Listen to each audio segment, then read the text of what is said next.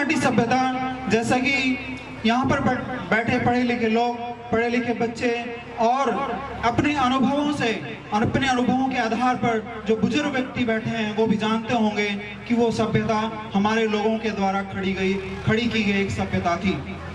उस सभ्यता में हमारे पूर्वजों के भी जो पूर्वज थे वो लोग रहते थे और उन्होंने उस सभ्यता को निर्मित किया था जिसकी परंपरा में भगवान बुद्ध के पूर्व बुद्धों का जन्म हुआ। जैसा भी संचालक महोदय ने कहा कि बुद्ध का मतलब होता है एक जागरूक व्यक्ति, तो बुद्ध केवल गौतम बुद्ध ही नहीं हुए बल्कि उनसे पहले अनेक ऐसे जागरूक व्यक्ति हुए हैं इस भारत भूमि पर, जो एनलाइटमेंट हुए हैं, जागृत हुए हैं, जो बुद्ध हुए हैं और उन्होंने बुद्धों की परंपराओं को आगे बढ़ाया है। इसलिए हम कहते हैं कि बुद्धिज्म एक वैज्ञानिक धर्म है। बुद्धिज्म बेशक एक वैज्ञानिक धर्म है क्योंकि ये प्रतिपादित करता है कार्य कारण के सिद्धांत को, principle of cause and effect. अगर कुछ है तो उसके पीछे कोई ना कोई कारण होगा। अगर हमारा अंधविश्वास है तो उस अंधविश्वास के पीछे अनेक सदियों के कुछ कारण छुपे हुए हैं जिन्हें हमारे विद्वान लोग आज निकाल कर ला रहे हैं। साथियों, भारत का संविधान जो कि हमारे महान गुरु बोधिसत्व डॉक्टर भीमराव अंबेडकर की एक अप्रतिम भेंट है इस भारत के लिए, उसी संविधान में आर्टिकल 25, 26, 27 और 28 हमें भारत के प्रत्येक नागरिक को यह स्वतंत्रता देता है, यह आजादी देता है कि हम अपनी इच्छा के अनुसार, अपने मन के अनुसार, अपने अंतर्मन के अनुसार किसी भी धर्म का पालन करें, किसी भी तरह की उपासना पद्धति का उपयोग करें। हम किसी भी धर्म को मानने के लिए स्वतंत्र हैं। और बाबा साहब ने भी आदेश दिया है कि हमारे लिए, हम लोगों के लिए बुद्धिज्म, बुद्ध धर्म या हम बौद्ध धर्म भी हम इसको कह सकते हैं, यही एक रास्ता है जिस पर चलकर हम अपनी मंजिल को पा सकते हैं। तो बौद्ध धर्म अपनाना, बुद्धिज्म अपनाना या हम कहें कि धम्म अपनाना, ये हमारे लिए हमारे बाबा साहब डॉक्टर भीमराव अंबेडकर का एक आदेश भी है जिसे हमें हर हालत में मानना होगा। उन्होंने कहा था कि भारत में बुद्धिज्म खत्म नहीं हुआ है, ये अभी भी, इसकी पत्तियां हरी हैं, इसके पेड़ में, इस पेड़ में अभी भी जान है और अगर हम कोशिश करें तो उसका हरा भरा एक विशाल वृक्ष के रूप में परिवर्तित कर सकते हैं। साथियों, बौद्ध धर्म, बुद्धिज्म या धम्म को अपनाने के लिए हमें बहुत बड़ी लंबी चौड़ी चीजें नहीं करनी, हमें केवल कुछ चीजों पर ध्यान देना होगा। जब तथागत सम्यक संबुद्ध इस धरती पर विचरण कर रहे थे, अपने धर्म का उपदेश दे रहे थे, वो देशना कर रहे थे, तभी की ये बात है कि हम केवल 3 शरणों में जाकर बुद्ध धर्म को अपना सकते हैं। बुद्ध की शरण यानी बुद्धं शरणं गच्छामि, धम्म की शरण जो शिक्षाएं बुद्ध ने दी हैं उसको धम्म बोला जाता है, धम्मं शरणं गच्छामि, और बुद्ध तथागत सम्यक संबुद्ध के द्वारा जो संगठित किया गया हुआ संघ है, जो भिक्षु संघ है, उसकी शरण संघं शरणं गच्छामि। हम इनके साथ बुद्धिज्म में अपने आप को मान सकते हैं कि हम बुद्धिज्म में शुरुआत कर चुके हैं, उसमें हम प्रवेश कर चुके हैं। बुद्धिज्म को अगर हम देखें तो एक बहुत ही गहरा धर्म भी है और अगर हम इसको एक दूसरे तरीके से देखें तो एक आसान सा धर्म भी है। इसको अपनाने में किसी तरह की कोई मुश्किलात नहीं है और अगर हम चाहें तो इस धर्म को इतनी गहराई तक पढ़ सकते हैं, इतनी गहराई तक इसमें जा सकते हैं कि भारत और विश्व के वर्तमान और पूर्व में हुए विद्वान भी उसके आगे छोटे पड़ जाते हैं। तो हमें गर्व होना चाहिए कि हम ऐसे धर्म के अनुयायी हैं या हमें ऐसे धर्म का अनुयायी होना है जो स्वयं बाबा साहब डॉक्टर भीमराव अंबेडकर जो कि एक बोधिसत्व थे, उन्होंने हमको दिया और उन्होंने हमें आदेश दिया कि जाओ इस बुद्ध धर्म को, बुद्धिज्म को अपनाओ, यही तुम्हारा रास्ता है, यही तुम्हारी मुक्ति का रास्ता है। इसके साथ साथ जो संविधान है वो हमारा संविधान पूरी तरह से बुद्धिज्म पर ही आधारित है, इसलिए भी हमें इसको अपनाना चाहिए। यहाँ पर महिलाएं बैठी हैं, पुरुष बैठे हैं, बच्चे बैठे हैं और कोई भी धर्म या कोई भी धम्म, खास करके हम जब रिलीजन के रूप में बुद्धिज्म की बात करते हैं, क्योंकि व्यवहारिक रूप से हमें इसको एक रिलीजन भी मानना पड़ेगा।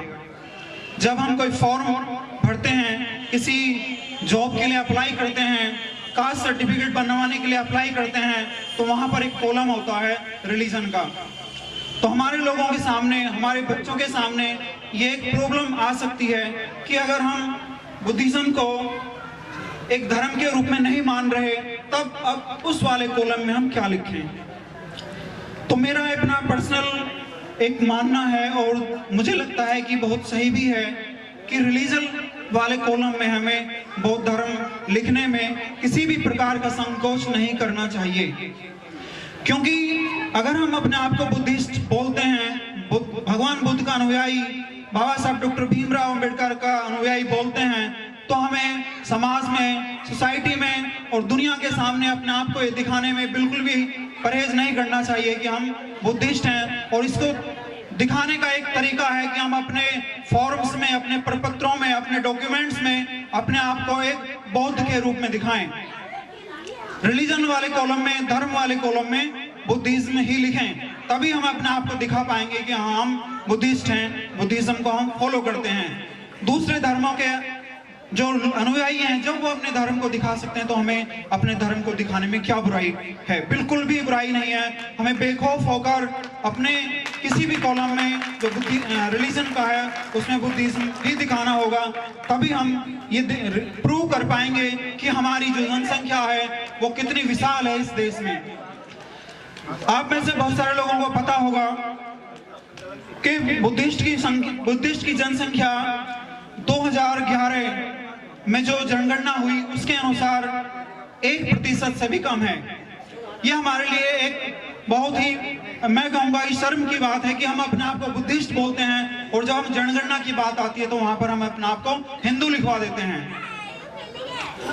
साथियों, कुछ ऐसी प्रॉब्लम हमारे सामने आती हैं। ऐसा माना जाता है कि अगर हम अपने आप को बुद्धिस्ट लिखवाते हैं तो हमें हमारे आरक्षण संबंधी और जो दूसरी सुविधाएं भारत का संविधान हमें देता है वो हमसे छीन ली जा सकती हैं, लेकिन ऐसा बिल्कुल भी नहीं है। मैं एविडेंसेस के साथ ये कहता हूं कि ऐसा बिल्कुल भी नहीं है। अगर हम बुद्धिस्ट रहते हुए अपने एससी वाले जो फायदे हैं, जो रिजर्वेशन के जो लाभ हैं, उनको लेना चाहें तो हम बेशक उनको ले सकते हैं।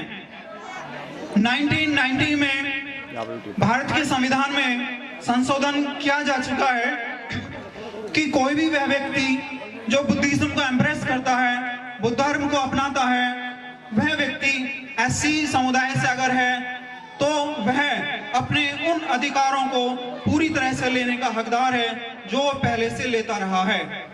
तो हमें बिल्कुल क्लियर हो जाना चाहिए कि अगर हम एससी होते हुए, जाटव होते हुए बुद्धिज्म को अपनाते हैं तो हम रिलीजन वाले कॉलम में बुद्धिज्म लिखने के साथ साथ अगर कास्ट वाले कॉलम में एससी लिखते हैं तो इसमें बिल्कुल भी गलत नहीं है और ना ही ये गैर कानूनी है।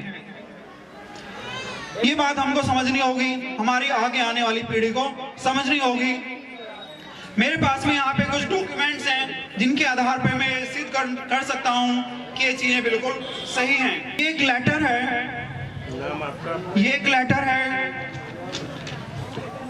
20 नवंबर 1990 का लिखा हुआ है और ये लेटर लिखा है गवर्नमेंट ऑफ इंडिया के मिनिस्ट्री ऑफ वेलफेयर ने, भारत सरकार के कल्याण मंत्रालय ने सभी स्टेट के कल्याण मंत्रालयों को या उस तरह के दूसरे मंत्रालयों को। और इसमें जो इसका सब्जेक्ट मैं पढ़कर एक बार बताना चाहूंगा, removal of bar on the scheduled caste converts to Buddhism from being deemed to be members of scheduled caste. इसका सीधा सा मतलब यही है कि वह व्यक्ति जो एससी यानी कि शेड्यूल्ड कास्ट का मेंबर है और वो बुद्धिज्म को एम्ब्रेस करता है, बुद्ध धर्म को अपनाता है, तो वह अपने उन अधिकारों का पूरी तरह से उपयोग करता रहेगा जो उसको पहले दिए गए हैं भारत के संविधान के द्वारा।